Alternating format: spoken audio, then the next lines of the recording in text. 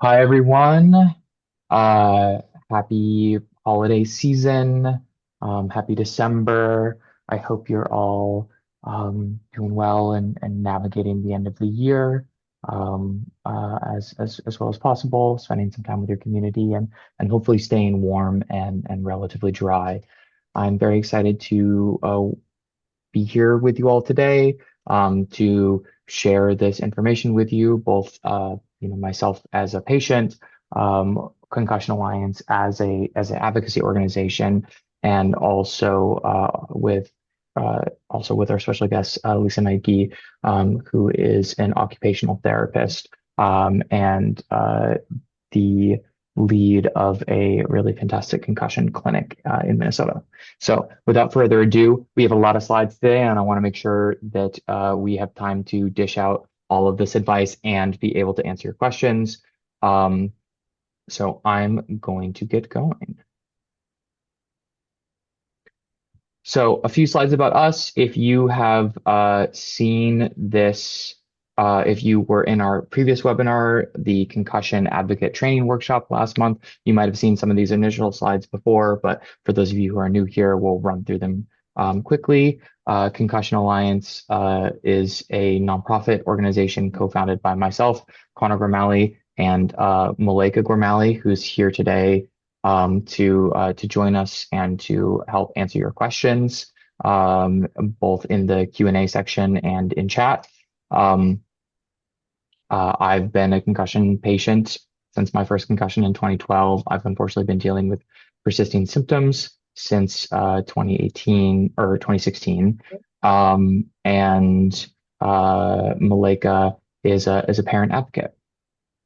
I also want to give a shout out to our staff and our board, along with Malika and myself. We also have Zoe Marquis, who is our program and operations associate, helped out a ton with the slideshow. If you have any graphics that you particularly like, and also they're probably from Zoe, and also Zoe helped a lot with the content as well. Also give a shout out to our fantastic board.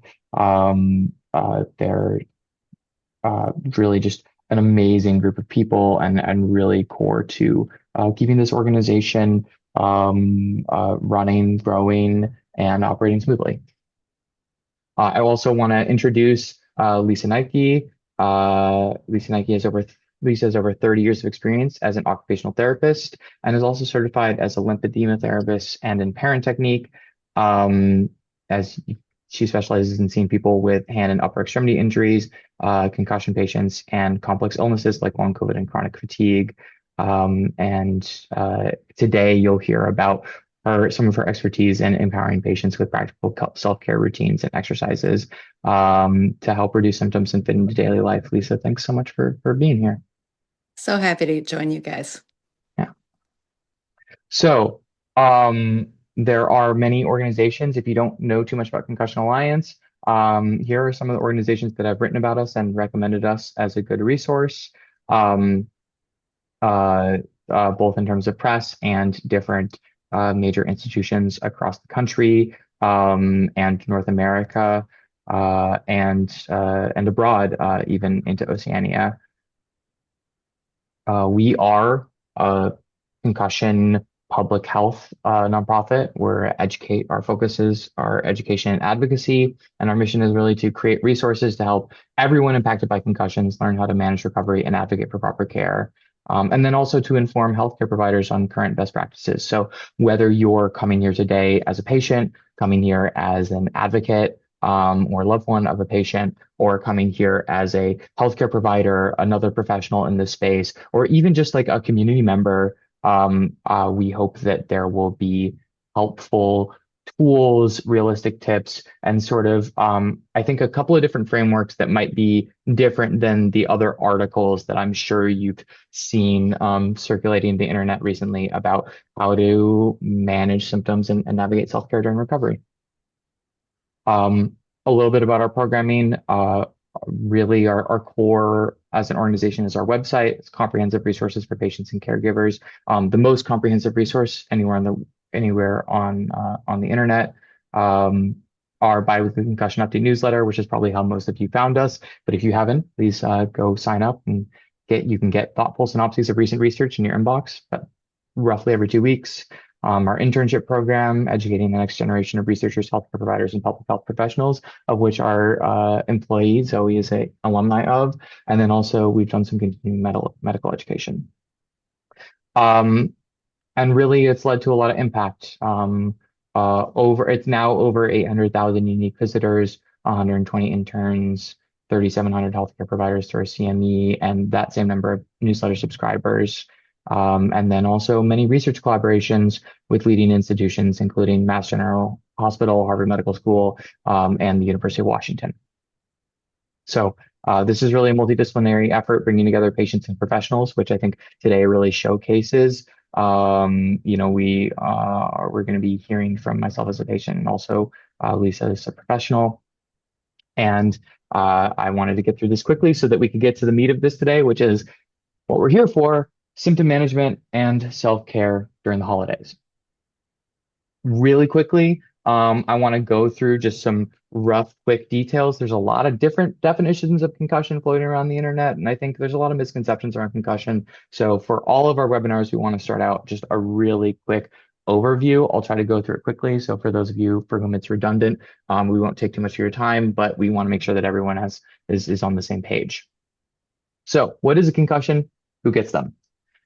A concussion is a mild traumatic brain injury. For those of you already in the know, that might seem really obvious, but there was a recent poll from the CDC that came out this year that found that 80% of adults that they surveyed didn't know that a concussion was a kind of traumatic brain injury.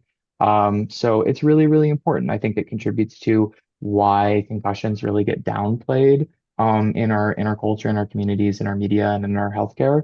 And I always really, really want to hammer that point. So it's a mild traumatic brain injury, and it can occur when the head, neck, or body experiences a blow that creates what's called an impulsive force that is transmitted to the brain. And that impulsive force causes the brain tissue to stretch, compress, and twist inside the skull. Unlike, for a long time, we had these models of the brain going around and hitting the inside of the skull. And that's not saying that can't happen, but really, as our understanding of how these forces act on the brain has changed, our understanding is that a lot of the damage is actually happening deeper in the brain, not on the outside of the brain, as those forces are causing all of the axons, all that white matter in between the outside of your brain, all those connective lines to basically twist and degrade or break.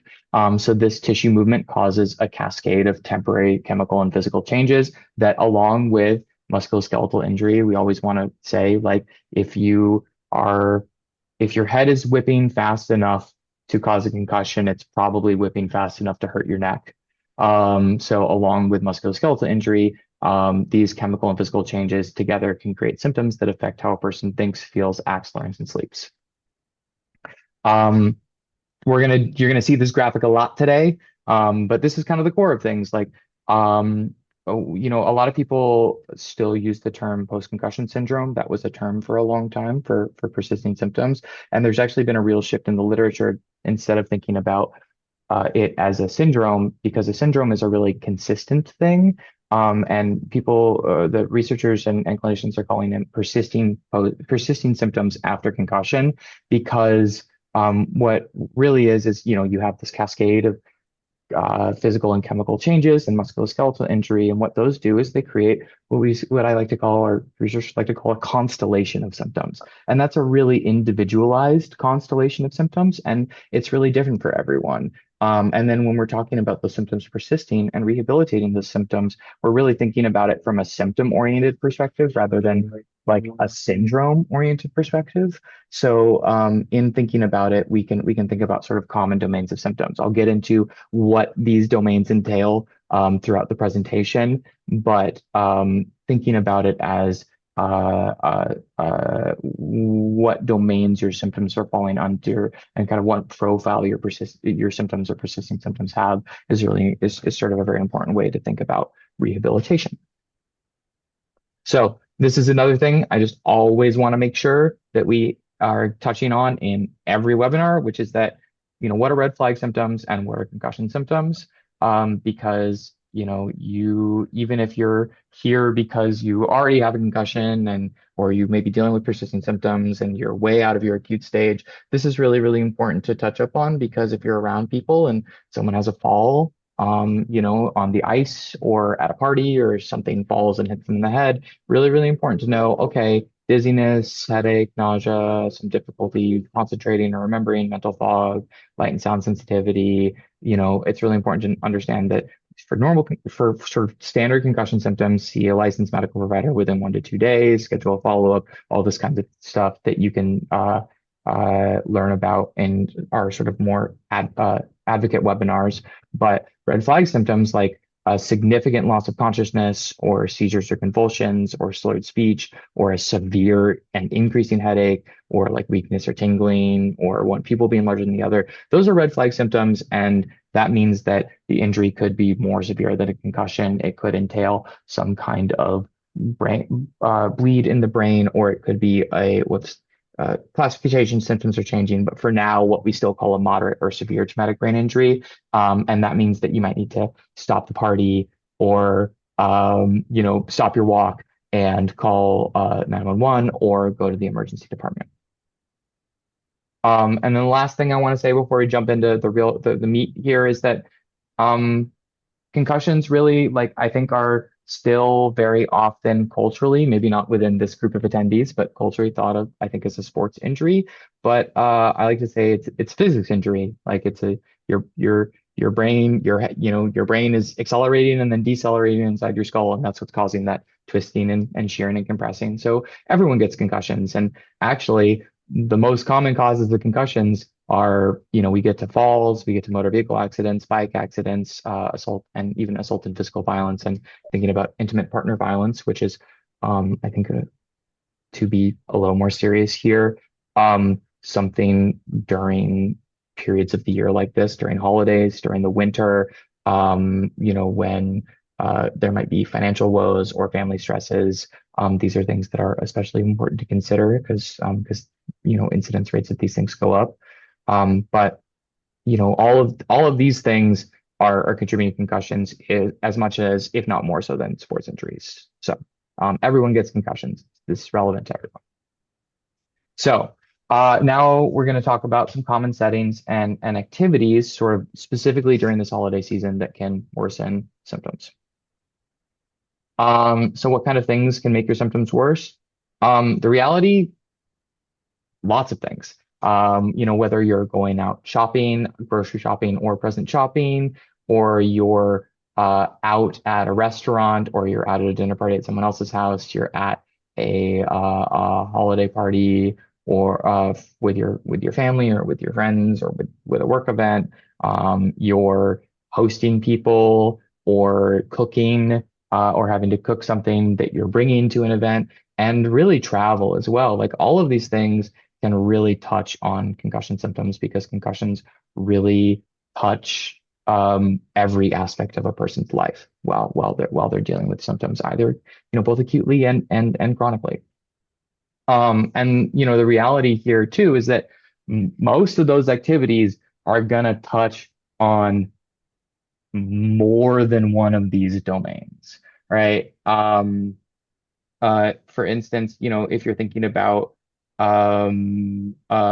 cooking, like cooking a dish, even not even hosting someone, but like cooking a dish before you go over, like the process of going shopping, um, visual or vestibular symptoms may impact whether or not you feel comfortable driving, or maybe have to ask someone or take public transit to the store, or are able to walk to the grocery store.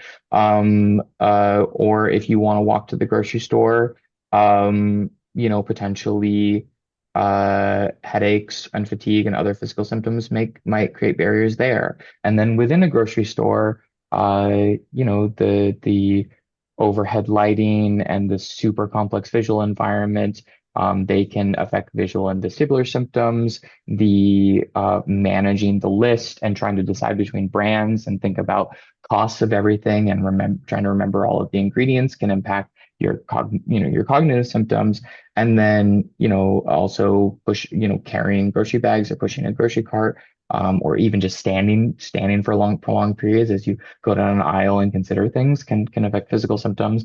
And then all of these things worsening can affect emotional symptoms.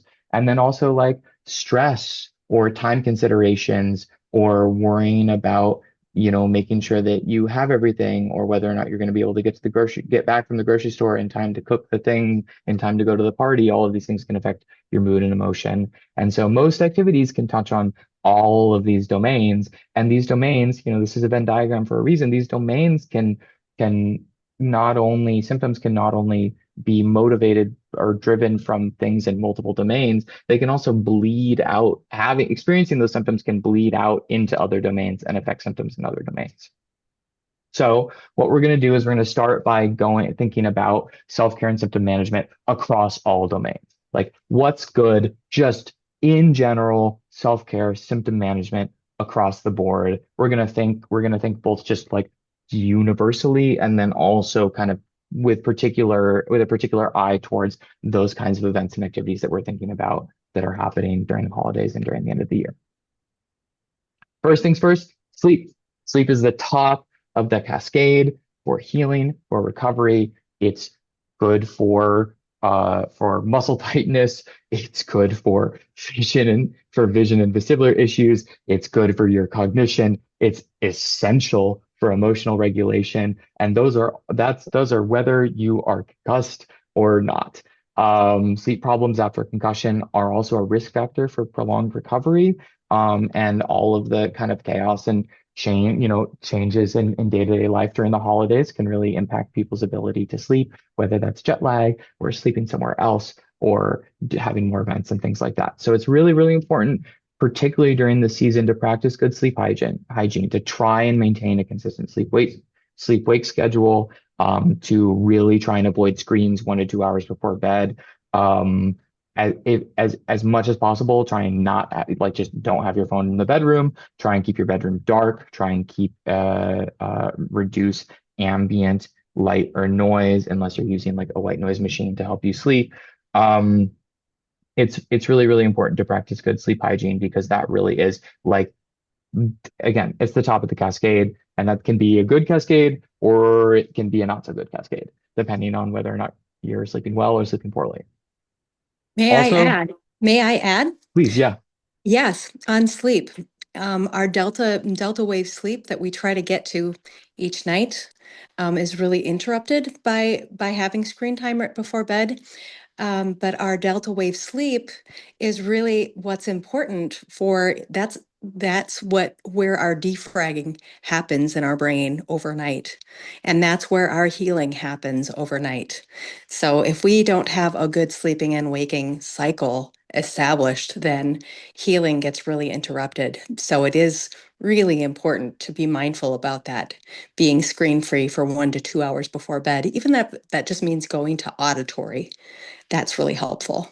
Yeah, I'm listening to like a podcast, or um I really like tabletop actual play stuff. So I listen to that, or I listen to music. I've been trying to read more.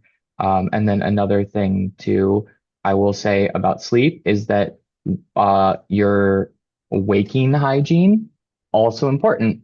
So trying to get up and get out of bed right when you wake up, trying to avoid screens right in the beginning of your morning, delaying caffeine.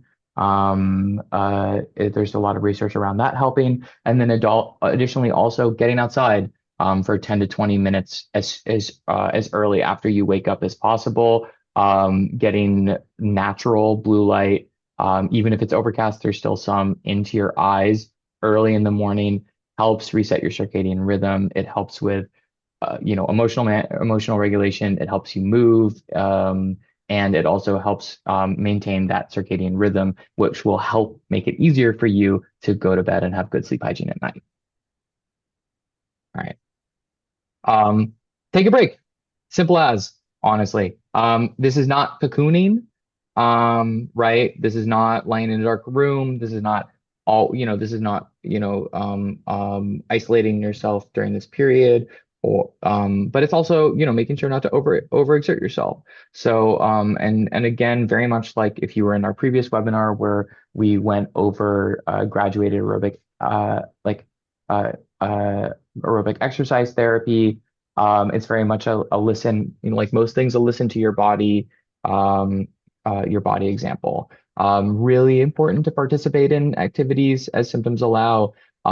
Isolation, and feeling left out, especially during this time of year, um, can be so hard. And I think that there can be a tendency to do this is at least a thing that I've done, um, to kind of have this really like oscillating thing where I'm like, I do too much, I overexert myself, and then I rest too long afterwards. Until I'm feeling really isolated and I have cabin fever and I'm going stir crazy. And then when I finally decide to break that inertia and move again, then I do too much again because I've been missing my friends and my family, my community in my life. And so it's really important to try and find this medium. And what that looks like is actively taking breaks and actively doing activities, both throughout your day. Move your body. Obviously, like if you can walk or run or have access to a stationary bike, there's a lot of considerations here. Balance and vestibular issues, like you want to obviously move your body without, as long as you can minimize fall risk. But this is both thinking about prescribed or self managed graduated aerobic exercise therapy, where you're gradually increasing time and intensity of aerobic exercise. But just in general, moving your body, increasing your heart rate, very helpful across all symptom domains. I know for myself, um, I have all sorts of neck and musculoskeletal pain and headaches and like tension headache and TMJ headache and cervicogenic headache and all of this kind of stuff. And I feel generally best when I am walking. Like I feel better when I'm walking than when I'm lying down. Even sometimes when I am hurting really bad and all I want to do is lie down, and then I lie down and then I feel worse. And then I realize that and I go for a walk and then I feel better. Um, and Yeah. just to hit this again, and at least if you have anything else to throw on there, but we really, really want to emphasize that mild symptom increases are okay, especially if you're trying to do stuff that's getting your heart rate up. That's actually what we're looking for with graduated aerobic exercise therapy is what they consider what we call a mild and brief symptom provocation. So it's like your symptoms get like 1 or 2 points higher out of 10, and they go back down to baseline an hour after you finish exercising. That's okay. So like I know for myself early on when I was thinking about rest, when I was thinking about cocooning, it really set me back because I would start doing stuff and my symptoms would start getting worse, and then I would just stop. I would stop doing stuff, and it just really, really prolonged my recovery. So you are moving, really paying attention to that recovery time is where it's super key. So I love having people rev their engines a little bit every day. And we use exercise like almost like a pill in itself. And, doing like 3 5-minute walks would be a good target, and kind of monitoring what your symptoms do. And if it does kind of go rev up for about an hour and then simmer back down, that's pretty good. My target is usually around 30 to 45 minutes. So if somebody's symptoms are still kind of on after an hour, maybe go just slightly less next time. But it's really good information, right? But when we go and we have symptoms for greater than 2 hours, that's the danger zone. And that's where I really just say, we've really done a doozy and we don't want to re-injure a brain that just needs more space and time to heal. Absolutely. And just to say too, like, um, if you have a headache, and your headache gets worse if you try and go for a jog, but it doesn't get worse in the same way, if you're on a stationary bike, that means that you most likely have some neck problems, motivating it. And neck problems are something that you want to get treated right away. because those are things that are far less likely to go away on their own than many other concussion symptoms. Mhm.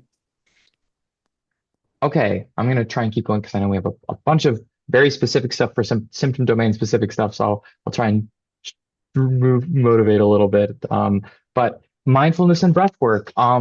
Is now an increasing body of research. I want to give a shout out to Love Your Brain, a fantastic concussion organization that runs mindfulness and yoga courses and retreats, and also have been doing a ton of research in this space. And yoga and mindfulness meditation is helpful for symptoms like fatigue, like depression, and also overall cognitive performance. Mindfulness and breath work really kind of like aerobic exercise, pretty globally useful for helping heal concussion symptoms, pretty much regardless of symptom profile. And I just want to emphasize that like taking a break doesn't always have to look like lying down or napping. Like 5 to 10 minutes of breath work or like yoga and stretching in a quiet room can make a really huge difference depending on what symptoms you're feeling. Um, This one's kind of basic, but I think it's really important during the holidays. Eat and drink regularly and well. It's really important for energy and symptom management. For a long time, my headache was just so sensitive to dehydration. And I just was like, I still have like I bring a water bottle wherever I go, pretty much. And I'm like, I've got tea with me with this is ginger and lemon in it to help with inflammation. But like being properly hydrated and properly fueled, really, really important. And during the holiday, there's a lot of treats, there's a lot of goodies. Unfortunately, a lot of those treats and goodies are pretty inflammatory. We know that there is inflammation happening in the brain during a concussion, and there's also inflammation happening in the body. And unfortunately, things like sugar, things like alcohol, things like refined and fried foods, and even like lard and shortening, they increase inflammation in the body. I know this is really hard during the holidays. And I think with this case, it's really again another thing of trying to listen to your body and trying to like find a middle ground that works for you, right? Because like if you have like a favorite dessert that you or someone else makes over the holidays, like and like denying yourself, like there's times where it would be worse for you to deny yourself a piece of that than to like, you can eat a piece and say, okay, I know that I will also need to like do some stuff to like manage the symptoms that are gonna be a little bit more aggravated after I eat this piece of pie. If you're out and about at a party and you're worried about this in general and you know that your body's really sensitive to stuff, bring a safe snack that you know helps. Something complex carbs, protein, calorically dense, etc. Just in general, what our anti-inflammatory foods look like. Typically tomatoes, olive oil, green leafy vegetables, nuts, fatty fish, fruits. Complex carbs are better. And then again, like red meat and processed meat are also pretty tough. So like uh uh unfortunately charcuterie boards are a real struggle if you are particularly sensitive to like food inflammation. So now we're getting into just sort of some more holiday specific, but like globally applicable stuff for physical symptoms, cognitive, emotional, visual vestibular, like simplify and delegate during the holidays. What's mission critical versus what would be nice. Maybe you always host a dinner party every year. This year, maybe make it a potluck. You can still be the host. You can still provide the space for everyone, but maybe that's all you're doing is providing the space, and everyone else is showing up and bringing their favorite meal or bringing something to drink. Thinking about like again, if you're hosting, like a decorated versus a cleaned house. Maybe you usually go all out with your decorations and you do a big thing with it. But the reality is maybe you need to simplify a little bit. And what really is, critical versus would be nice is that, your house is relatively tidy, or providing things versus doing like a bring your own kind of situation. And again, like this is a great time to lean on your community, I think, and this is think about the spirit of the holidays. Like, this is, ask friends to go on errand runs with you. If you're having trouble with lists and, memory problems or cognition, or visual or vestibular stuff with driving, ask a friend or a family member or someone in your community to come pick you up and drive you to the grocery store, and they can double check your list for you, or even asking them if they can run an errand for you. Have people come over and do a little cleaning party, or come over early to clean, or come over early to cook. Like it like people love being asked for help. Like it makes Mhm. them feel really valued, and like they're part of a community. And I think that there's often a lot of fear around feeling like a burden, I think especially during this time of year. And like, I don't know, there's so much joy in being in community. And I think that we can really use this to try and shift what being in community looks and feels like. And then, simplify, fewer activities per day, lower density of activities, especially if you know how you're feeling, if you know where your energy levels are at right now, maybe plan a rest day before and after, or at least after a big event. Um, Also setting realistic expectations with your community and with yourself. Again, like if you have a little bit of time before you're traveling for the holiday or before you're doing other stuff and you have time to do this and then rest, maybe maybe take yourself out for a test drive, get an idea, go to an event, go to a bar or a concert or a restaurant, or take the train around, take transit around town, or go for a drive. Just get an idea of your capacity before a holiday event, so you kind of know how much gas you have in the tank. And then again, like I think this is a broad good advice anyway, but like account for things taking longer than usual, and also for self-care time. Like you're gonna have like things are gonna take longer. You're gonna need more breaks. You're gonna need longer breaks. And if you try and proactively plan those into that, then it's less likely that you're going to be anxious and stressed out and increasingly fatigued, which will make things longer and will make things take even more time and will make you need even more breaks, which is a whole feedback loop that we want to try and avoid right now. And then again, just schedule more downtime than you usually need. I was thinking about, when you're hosting, um, how much easier it is to break down the tasks, that you can do the day before, 2 days before, and 3 days before. Mm, And the shopping should definitely be, 3 days before. Give yourself a nice window that way, and maybe um, 2 days before might be a good time to lay out the dishes that you're going to use, the serving dishes, the serving utensils, and even the dry snacks that are, the whole bags of chips. Just leave them closed and lay them right into the dishes you want to use. You label the dishes you want, so that when somebody comes in to be helpful, then they know what they can do to be helpful, and you don't even have to say it. yeah.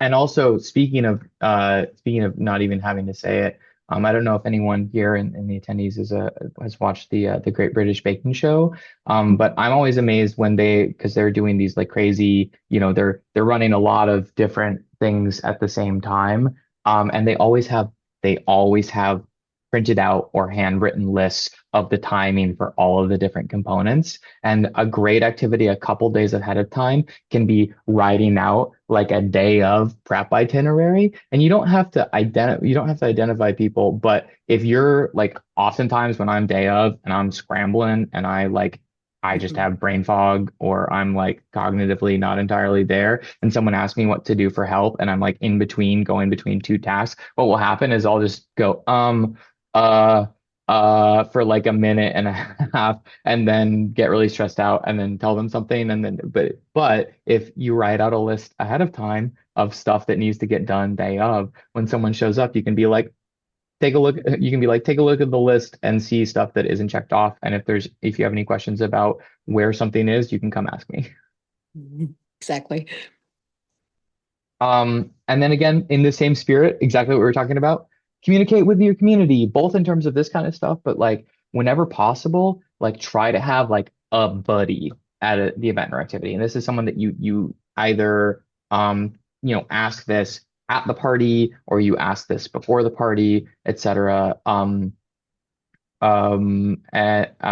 saying this is someone who can like who is keeping um who is sort of you trust to like keep an eye out for you because oftentimes when like if you're struggling, it can be really hard to do the things that you need to do to feel better. And if you can have someone who can notice that you are quieter or more withdrawn, or that like I'm often also like, like start massaging my neck when it starts hurting worse, and someone can like look at me and be like, you okay? Do you need anything? Like, can I get you a glass of water? Like, that can really, really help. Or like someone where if you just have to leave a conversation and go to a quiet room, they can, follow you in and check in on you after a few minutes and make sure you're okay.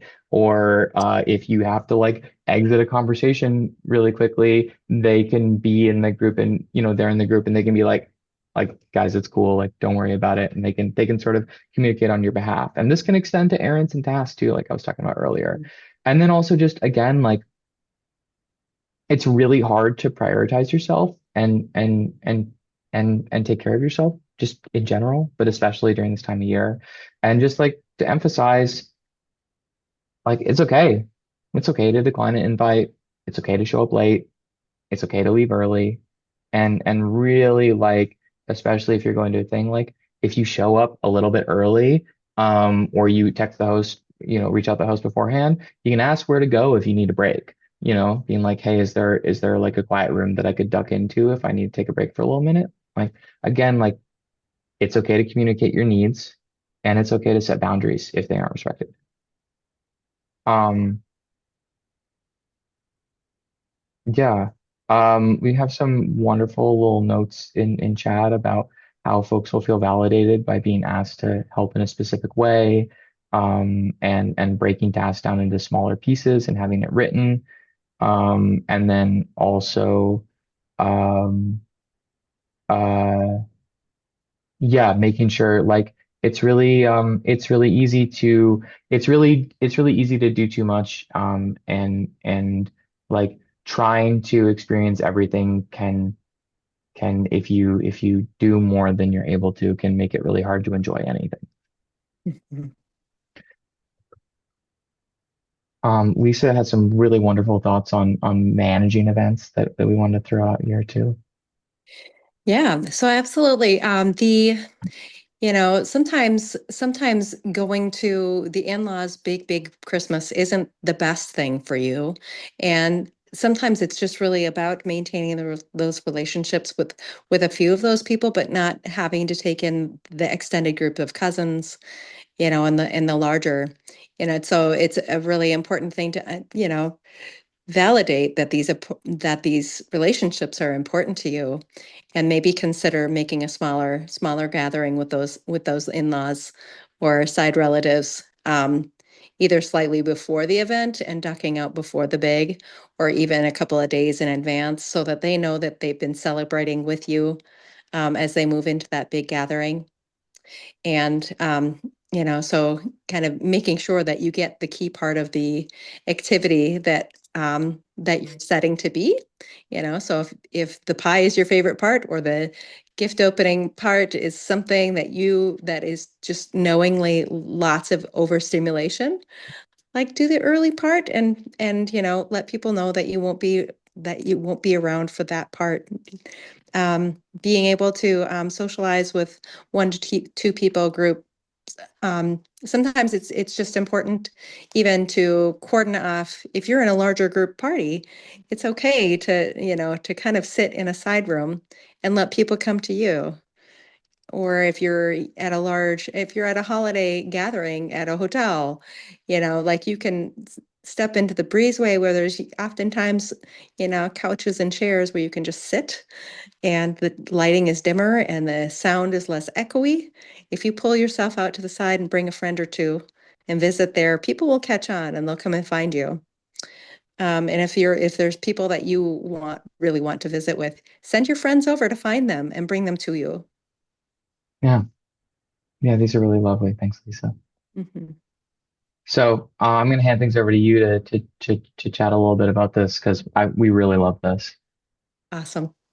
Well, I work with people of all ages affected by concussions, and one thing when we have this injury of the inner brain, the cerebrum has shifted on the midbrain, and the midbrain is what controls our it's our connecting point between our problem solving centers over here and our language centers over here, and our occipital visual information comes from the occiput. And when we have a problem to solve, we have to ping and pong through that center midbrain. The center midbrain is also important for uh, it's also important for sensory modulation and integration of visual and auditory information and filtering. So that's why it takes so much energy to move between different types of tasks, because we just don't have that same routing system. It's been torsioned and it's been twisted. Um, and so we know that that healing burner is always on. So our stovetop is something that we can have control of. On the holidays, Thanksgiving is a great example. That's probably the only day of the year where I use all four burners on my stove. And if we think about that through the eyes of somebody with a concussion, we're standing physically stirring the gravy. We are cognitively trying to remember how many scoops of flour there are for that flour into that gravy. We're also trying not to burn it, right? And we're trying to modulate that burner. Um, that's a good one to hand off, isn't it? Um, and a lot of, if you're in the kitchen with a bunch of people cooking, that visual and sensory piece of being overstimulated, can happen. Um, all the while, your healing burner is always, always on. So when we're going to take space for ourselves, we are turning off the other burners and then getting back and just letting the healing burner do its thing. And we can turn that healing burner down by just taking a 5 to 10 minute break. So a lot of it's not just always about turning off all the burners. It's also really helpful to just move between types of burners.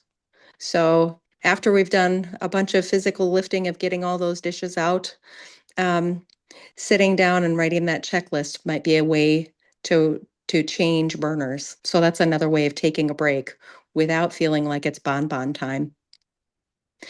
So if we want to move on Oh, to the next sorry. one, Yeah. you're Yeah. so fine. Yeah. So as you know, so as we're moving into burner use, we're trying not to burn them so hot, right? So if we're using a 10-point scale, I say at about a 6, we should be making a plan. Um, we should be making a plan for how to take a break. If the task looks like at that when you're at a 6 that it's got about 20 more minutes, that's too much. It's time for a break. And it's amazing how a 5 minute break, think about boiling pasta water and you've put the noodles in. If we just continue to push the heat, it's just going to boil over. Sometimes we just have to slide the burner off, let it simmer down, and get it back on, right? Blowing on the bubbles doesn't always help. So it's important to just kind of know where to put those careful breaks or to delegate, just say, can you stir this gravy for me? It's really too much. I need to go open these snacks over here. And then being mindful of not overloading your days, and have kind of a plan of how to have the tasks that if you know that you've got kind of like gravy is one of those things that kind of has to be made on the spot, but the stuffing could be made the day before. It's kind of a Thanksgiving example, and we can go to the next slide. And of course, starting our tasks earlier in the day when neurologically, most people are more fresh in the morning, especially if we've kind of gotten that little burst of fresh air to reset our arousal level and to reset to get natural blue light into our eyes. And then, if there's some really easy things like folding napkins, let's do that later, and save that for an easy task for you while somebody else is carving the turkey. Um, and then, certain tasks, they may be, you might be the only one that really knows how to adapt the gravy for somebody that is gluten-free in your family and nobody else really has that, make sure that's your need to do. And the nice to do things you can hand off to other people as well. And sometimes just kind of say, oh, it's not really important to have guacamole today. And just kind of set that to the side. Next slide. Yeah. So Go for it. yeah, so we're gonna get into here. I know we're running a little bit long. And yes, for those who are asking, everyone who registered will get a copy of the slides and also a link to the recording. We're gonna upload the recording listen to YouTube. And so you'll have access. You can go through the slides and also have the recording as well.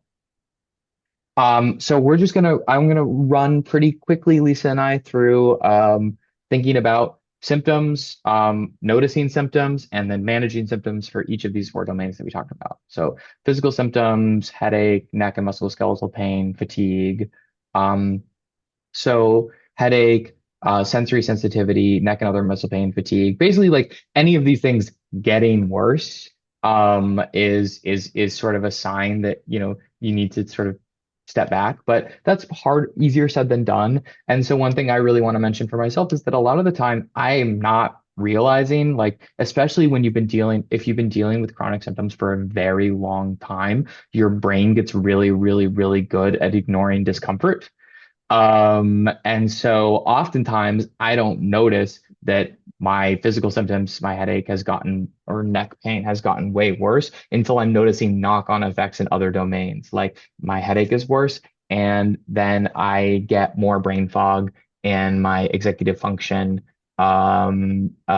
gets more difficult. I feel more scattered, and I maybe don't even notice that cue. It may not be until there's a knock-on effect of that, which is that I'm in more pain and I'm feeling more scattered and having more brain fog. And so I just am more irritable and emotional. And I just am like, I feel like I'm gonna cry.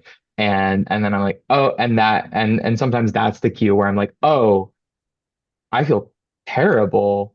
Like I'm so upset right now. This is a really small thing. And then looking back up that cascade and chain and being like, oh, I've been sitting in an uncomfortable position, or my neck's been in a wrong position for an hour, and I have a terrible headache, and it's just like I'm like a frog in a pot. Like suddenly the water's boiled. So some tactics for creating physical symptoms, just for me, from my experience, like I don't have one on me right now, but like a kind of muscle scraper or gua sha, I found to be really nice. Just for like self-care. That's a cool thing. You can bring it to a party. You can go to a room and you can just kind of scrape your face. Having a water bottle, hydration is really helpful. Again, a calorie-dense anti-inflammatory snack, really helpful. I don't know if you're a nut person, but I love almonds. Almonds are great for that. Good earplugs, really good for overstimulation. That can be cognitive and visual vestibular too, but just like especially if you get like a concert or a musician earplug, those are really good at filtering sound quality, so you can like still participate in conversation. And they're like much more subtle to look at than like a big foam one. And then even just like wearing a hat, wear a hat to a party, wear a baseball cap to a party if you know there's going to be overhead lights. And we really recommend not wearing sunglasses in general. If you're dealing with concussion symptoms, you can read about that more on our vision therapy page and our vision dysfunction page. But in the long run, wearing sunglasses is bad. In the short run, it can be a helpful tool to help you get through an evening. And then physical things you can do, like if you have stretching or PT exercises that were like diagnosed by given to you by a provider or that worked, like maybe your break isn't going to another room and lying down. If you have physical symptoms, maybe it's going to a room and doing PT, or stretching. Maybe it's doing breath work. Maybe it's going for a walk, or maybe it's lying down and changing position. Um, um, and then, yeah, Lisa had a couple quick notes here. Yeah, absolutely. Just taking those rest breaks as you need to, intermittently, and kind of work them into the routine. So if somebody else is washing the dishes and people are settling down into the football game, you could grab, that favorite cousin and take a walk around the block real quick. And other people might join you too, but it's just a nice way to work that in. And of course, that strategy of coming early and planning to leave early and kind of pre-communicating, that you love everybody, but that it needs to be a small dose for your brain. Yeah.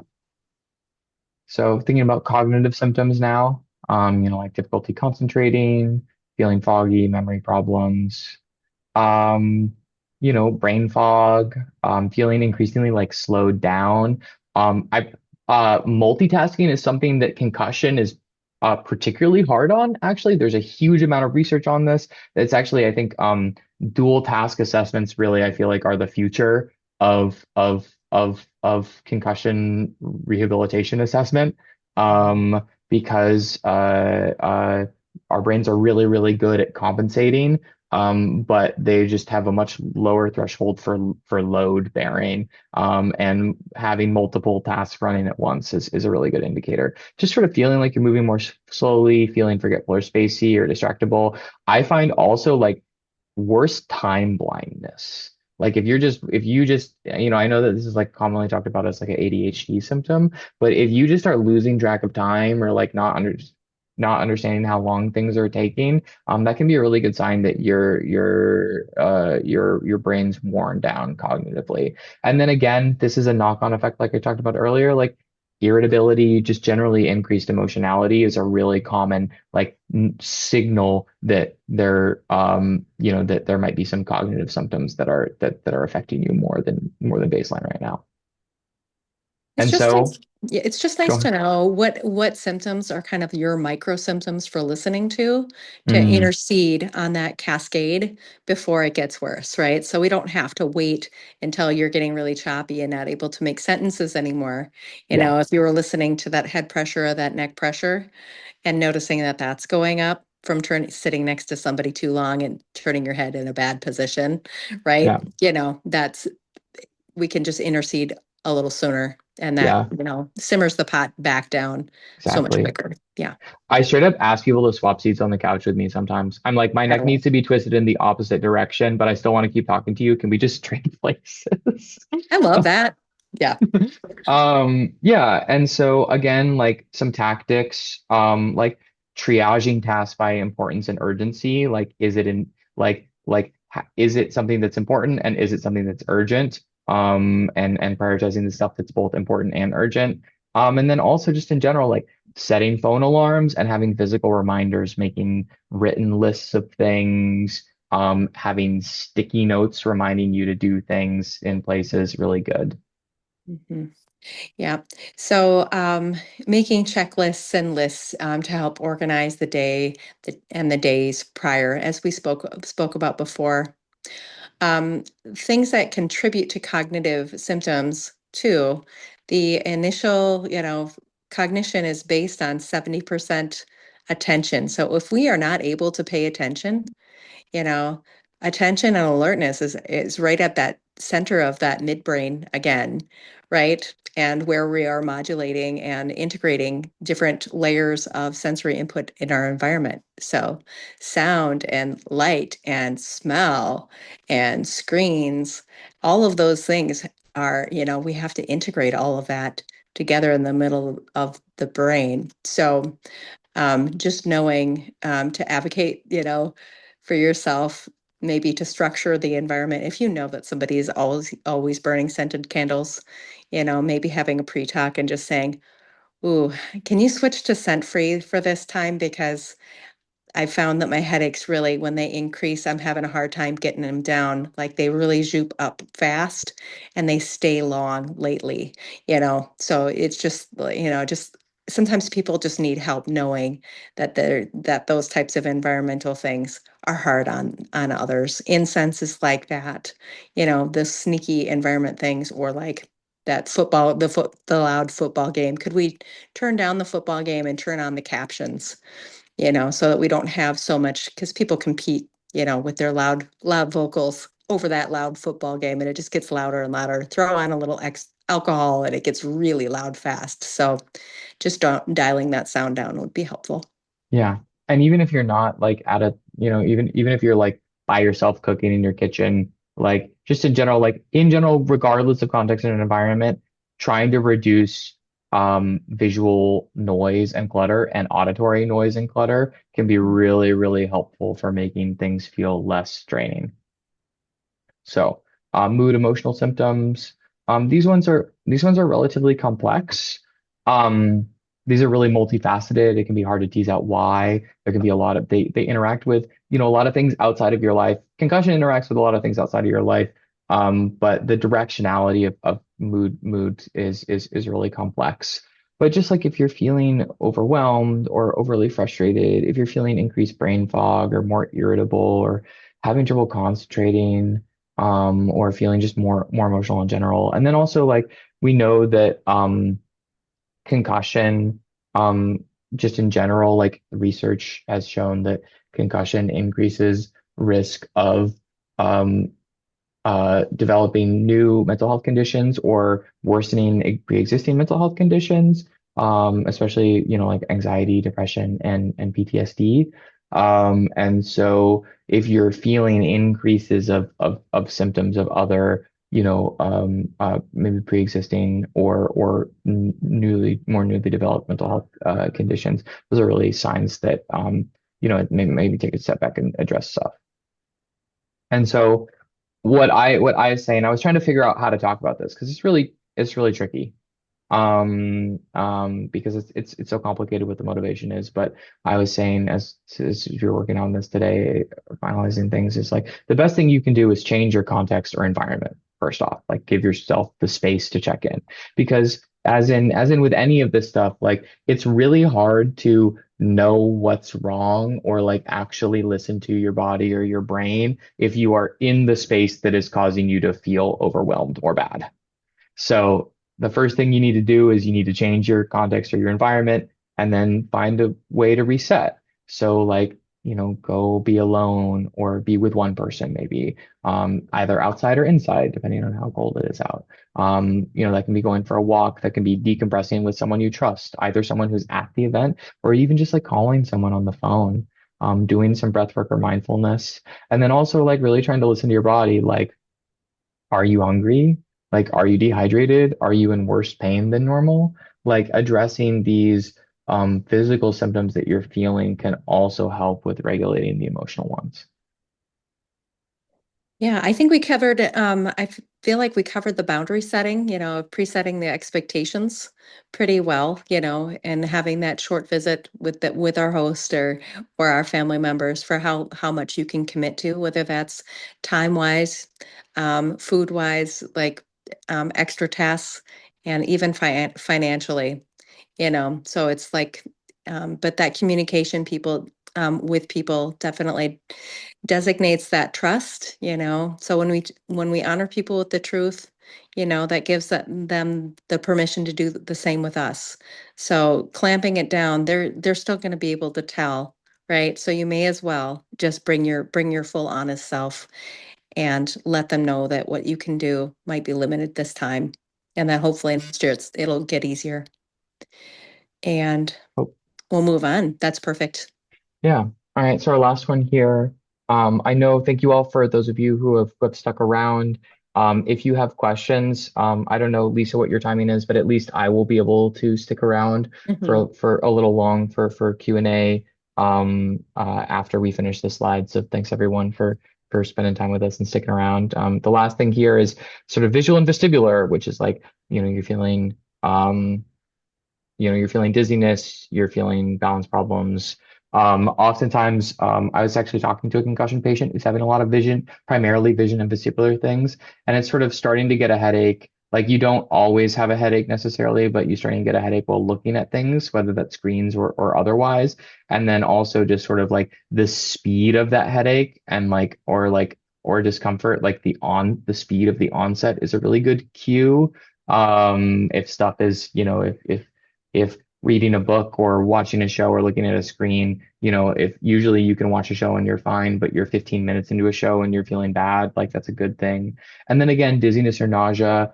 Vestibular and vision issues are often undiagnosed. They're misunderstood. And they can be hard to recognize. So like just sort of feeling a little bit unsteady on your feet or like feeling a little bit disconnected from your body, like a little bit like uncertain of where you are in space, which is a hard feeling to like feel if you don't intuitively know what I mean when I say that. But what it can look like too is that like bumping into things more often than usual, or like stumbling, or like feeling like or feeling like you're not quite sure where you are. And then again, it's like if your symptoms get worse when you're moving your body or when you're moving your head or when you're in high complexity visual environments, that's a really good indicator.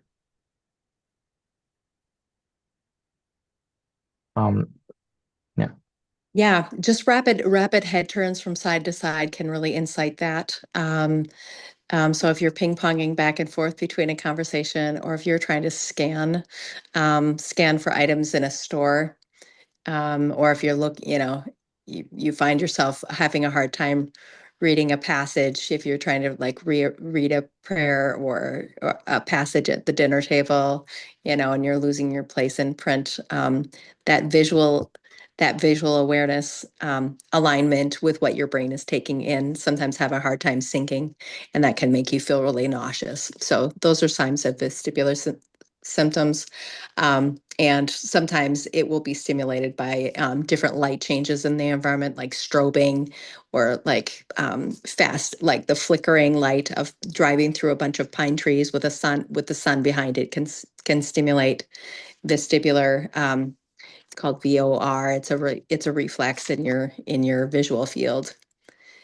So those are things that you're probably working, hopefully finding some physical therapy or OT that does vestibular work, to help you integrate your eyes and your brain better so that you're yeah. not feeling so nauseous. Yeah, and I will say for vision work, the patient that I was talking to recently said that they were having a lot of trouble getting physical therapy covered by insurance, getting a referral for physical therapy for vision and vestibular work, which is I don't know if that's broadly the case, but when they actually got a referral for occupational therapy and that was covered. And so that was how they were able to get into like a very good outpatient concussion clinic was through OT. There are also developmental optometrists that do vision therapy, would Yes. be another source. And it just all depends on where you live and what resources around you and what insurance plans are doing, very state by state. So Yeah. yes, definitely keep your options open. Yeah. And then in terms of like if you're as you're dealing with these things, trying to adjust distance to screens and using larger screens and just like avoiding your phone in general, are good things. So like, do you feel better if you're really close to the screen, or is that making you feel really overwhelmed? Do you feel better if you're kind of farther away from it? Taking breaks and closing your eyes. And then again, like hopefully if you're dealing with vision or vestibular stuff, you're working with some kind of vision therapy and you have eye or if you're having vestibular stuff, you're doing vestibular therapy and you have exercises. So doing those exercises is always good. If if it's sort of vestibular balance stuff, like doing activity, cooking, socializing, instead of standing up, like finding a place to sit down.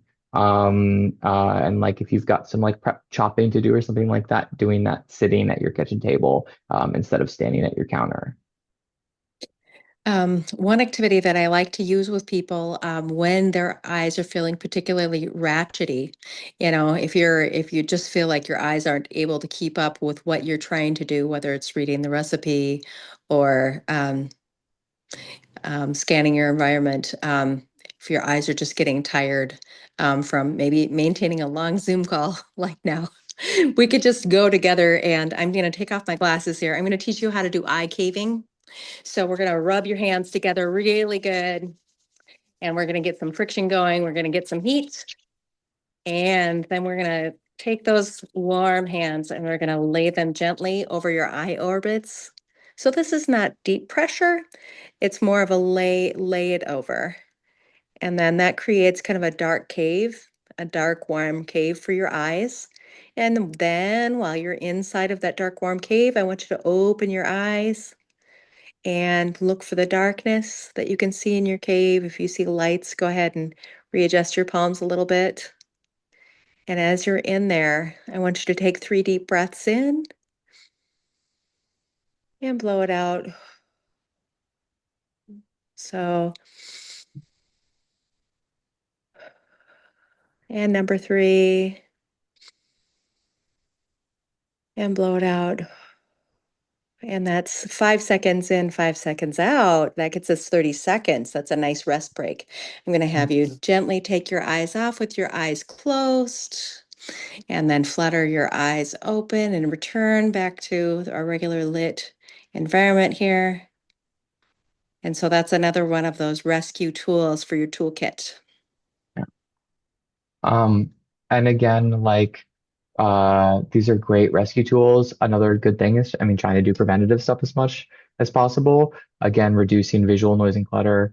If you're really having a lot of trouble with this kind of stuff, trying to avoid big stores and holiday markets, or at least to go with a buddy, can be really helpful. If you have to go to a grocery store or a holiday market, maybe you can bring earplugs, sunglasses, and a baseball hat, so that you can at least manage some of the other overstimulation.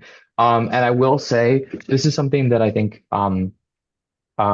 is really dependent on the kind of vision and vestibular stuff you're happening. But if this is a really if this is a big concern and a big part of your symptoms, um, if you're feeling those kinds of symptoms, it can be really important to avoid driving as much as possible. If it can, your vestibular system sort of, and your eyes and your vestibular system sort of tell you where, orient you in space. And if they are having trouble doing that and having trouble doing that quickly, and you are in a moving vehicle on the highway trying to change lanes and things like that, it just, driving isn't the safest activity. And this is something where I know that it's not possible for everyone to do this all the time, but uh, it just definitely does. It definitely is just more dangerous. It's also just a good way, that's also another good way to kind of chop down on your burner demand for the day is to incorporate somebody picking you up and dropping you off so Yeah, that you don't have to waste so much of your burner space on true. that. So then You you'll could, have e- more room to socialize. yeah, you could even chat with them in the car, but lean your chair back and close your eyes, and like it can be a little rest break for you Love on the it. ride. Hmm. So just to sum it up, thanks all for sticking around with us. Um, to sum it up, symptom domains overlap in real life experience. Symptom domains are a really nice way, like we've done today, to sort of break down figuring out why you're feeling bad and what you can do about it.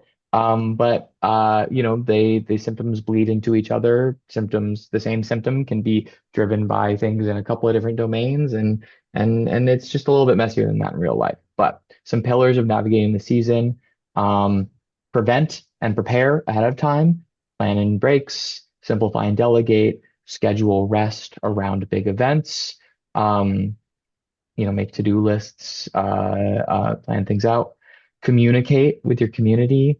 Um, People want to help people they care about, and communicating plans and boundaries ahead of time helps people take care of you.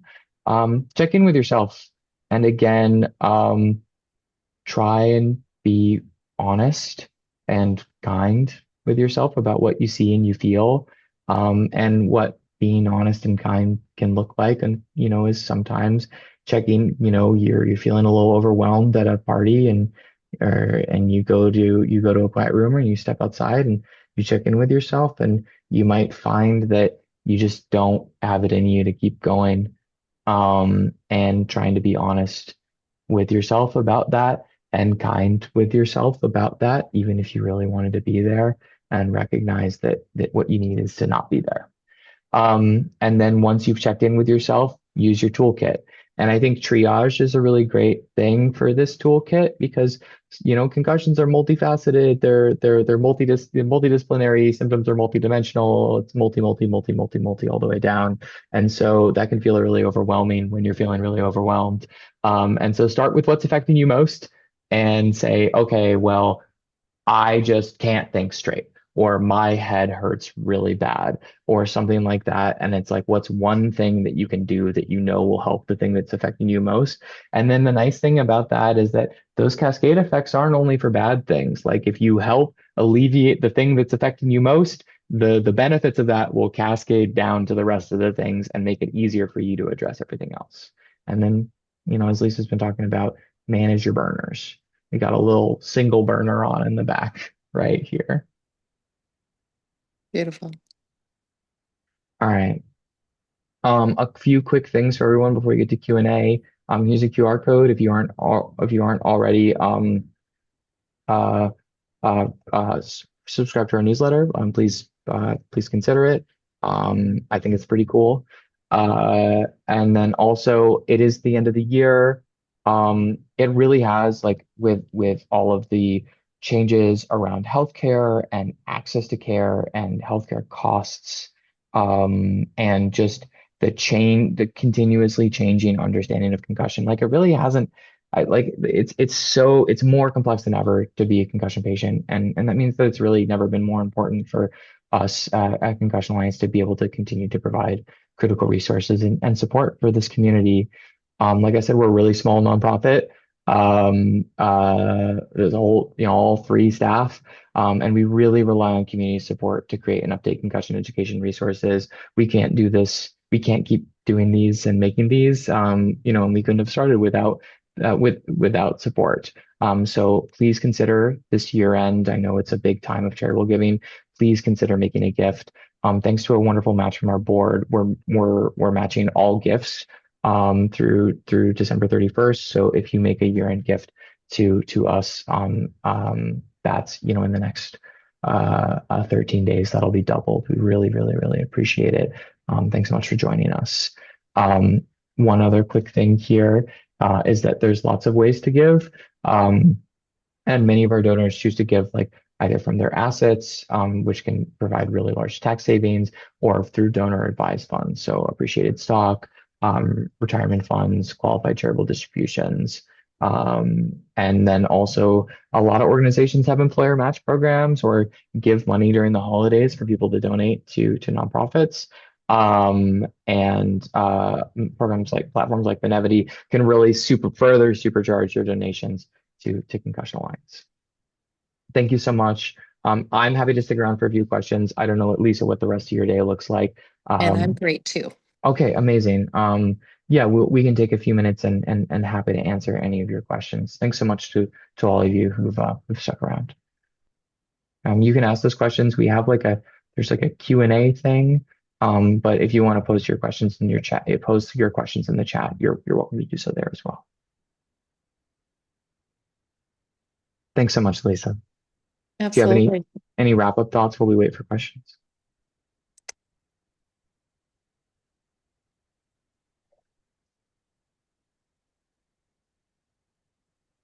Let's see here. Something I didn't talk about, like you were talking about how you like listening to auditory books as you go to bed. Mhm. I was listening to binaural beats last night to help with with my sleep pattern. I've been having wakefulness at 3:30 in the morning lately, and that has been a bugaboo. And then I'll also do yoga nidra. Mhm. Yoga nidra is a guided meditation that is based in yogic tradition, but it's really just moving attention from different body parts body part areas, and so it's very guided and focal, and it just kind of like unties my brain. So those are my strategies when I'm struggling with that. Awesome. Thank you so much. Thank you everyone for joining us. It looks like we don't have any questions. So I guess maybe we were just super comprehensive, and very clear. But thank you everyone. I hope you all have a wonderful holiday season, and as you know, as much joy and rest and community and love as possible for the next, I mean, not just for the next few weeks, but especially in the next few weeks. And I wish everyone a lovely end to 2025 and a wonderful start to 2026. And again, thank you so much to Malika and to Zoe for their help in creating this, and Lisa for your help in creating this and help sharing this presentation with me today. Oh, tidings of comfort and joy. Exactly. All right. Right.